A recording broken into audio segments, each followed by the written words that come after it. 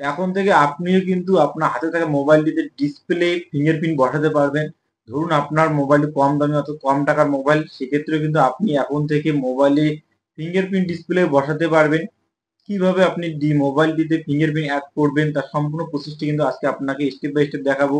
ভিডিওটি দেখার আগে ভিডিওটি একটি লাইক করুন, চ্যানেলটিতে নতুন হলে চ্যানেলটিকে সাবস্ক্রাইব করে রাখুন, পাশে থাকা বেল বাটনে ক্লিক করে নোটিফিকেশনটি অল করে দিন।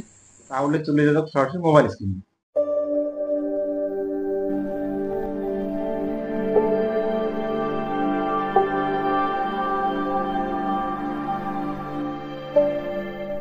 আপনাকে কিন্তু মোবাইলের ডিসপ্লেটি অ্যাড করার জন্য প্রথমে আপনাকে মোবাইলের সেটিংয়ে যেতে হবে।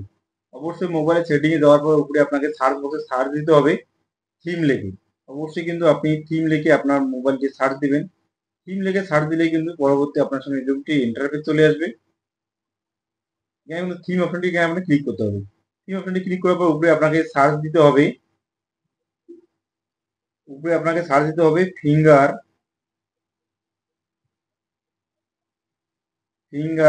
লক স্ক্রিন লিখে আপনাকে সার্চ দিতে হবে। অবশ্যই কিন্তু আপনাকে ফিঙ্গার লক স্ক্রিন লিখে সার্চ দিতে হবে। সার্চ দিলে পরবর্তী আপনার সামনে এরকম ইন্টারফেস চলে আসবে। আপনাকে এখানে অনেক সমস্ত কিন্তু ডিসপ্লে দেখাবে। আপনার পছন্দ অনুযায়ী আপনাকে ডিসপ্লেটি সিলেক্ট করতে হবে। তো আমি আমার একটা ডিসপ্লে সিলেক্ট করব আপনাকে দেখানোর জন্য। সিলেক্ট করার পর নিচে যে ফ্রি অপশনটি, সেই ফ্রি অপশনটিকে আপনাকে কিন্তু ক্লিক করতে হবে।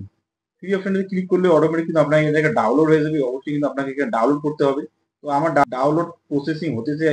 এরপর দেখতে পাচ্ছেন আমার ডাউনলোডটি হয়ে গেছে। উপরে দেখতে পাচ্ছেন লগ স্ক্রিন, তারপরে তো হোম স্ক্রিন। আপনি যদি এই ডিসপ্লের কালার, অর্থাৎ এই ডিসপ্লে কালারটা যদি আপনি হোম স্ক্রিন নিতে চান তাহলে কিন্তু আপনাকে হোমে ক্লিক করতে হবে। যেহেতু আমি লগ স্ক্রিন ব্যবহার করবো সেক্ষেত্রে কিন্তু আপনাকে সামনে কিন্তু লগ স্ক্রিন, সেখানে কিন্তু আপনাকে টিক মার্ক দিতে হবে। অ্যাপ্লাই, সেই অ্যাপ্লাই কিন্তু আপনি ক্লিক করতে হবে। অ্যাপ্লাই ক্লিক করলে দেখতে পাচ্ছেন রিবুট অপশন, অবশ্যই কিন্তু আপনাকে রিবুট করতে হবে অ্যাপ্লাইটি করার জন্য। তো আমি আমার মোবাইলে রিবুট করে নেব। রিবুট করার পর কিন্তু পরবর্তী আপনার সামনে এরকমটি ইন্টারফেস চলে আসবে। রিবুট করার পর পরবর্তী আপনার সামনে দেখতে পাচ্ছেন লগ এসে আমার ছবিটি এসেছে। তো পরবর্তী আপনাকে আবারও কিন্তু মোবাইলের সেটিংয়ে যেতে হবে। তো অবশ্যই কিন্তু আপনাকে প্রথমে আবারও মোবাইলের সেটিংয়ে যেতে হবে।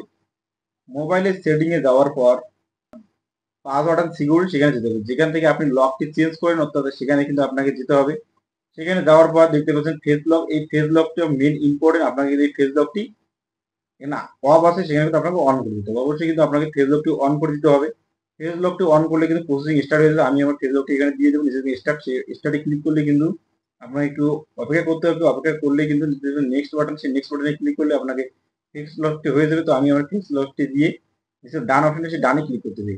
ডানে ক্লিক করলে কিন্তু আপনার সম্পূর্ণ প্রসেসটি কিন্তু আপনার কমপ্লিট হয়ে যাবে। এভাবেই কিন্তু আপনি খুব সহজেই এরপর কিন্তু আপনার মোবাইলের সামনে ডিসপ্লে চলে আসবে। ডিসপ্লেতে ফিঙ্গারপ্রিন্ট আপনার অ্যাড করলে কিন্তু আপনার অটোমেটিক ডিসপ্লে লক ওপেন হয়ে যাবে। এভাবে কিন্তু খুব সহজে আপনার কম টাকার মোবাইল থাকলে কিন্তু আপনি মোবাইলের ডিসপ্লে অ্যাড করাতে পারবেন ফিঙ্গারপ্রিন্ট বসিয়ে।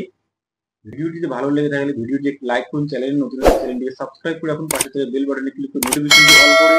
ভিডিও শেষে একটা কথা আপনাদেরকে বলবো, ভালো থাকুন, সুস্থ থাকুন।